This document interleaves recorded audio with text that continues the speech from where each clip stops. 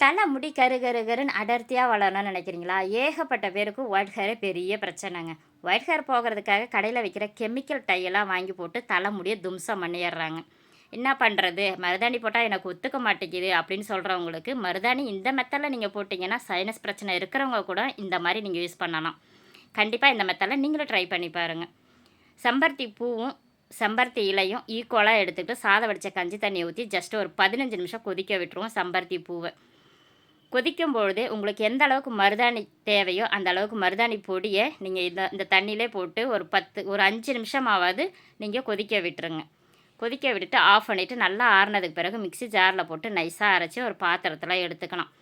தலைக்கு நாள் குளிச்சுட்டு மறுநாளைக்கு தலைமுடி புசு புசு புசுன்னு இருக்கணும். அந்த மாதிரி ஸ்டேஜில் இந்த மருதாணியை நல்லா அப்ளை பண்ணிக்கிட்டு ஒரு 20 நிமிஷம் கழித்து நீங்கள் குளிச்சிங்கன்னா தலைமுடி புசு புசு புசுன்னு இருக்கும். அதே சமயம் இந்த ஹேர் டை போட்டால் தலைமுடி பிளாக்காக இருக்குமா அப்படின்னு கேட்டால் அதுதாங்க இல்லை, ப்ரௌனாக மாறிடும். பிளாக்காக மாறுறதுக்கு நாளைக்கு வந்துட்டு அவுரி பொடி வச்சுட்டு ஒரு பேக்கு போட்டிங்கன்னா கருப்பாகவே மாறிடும்.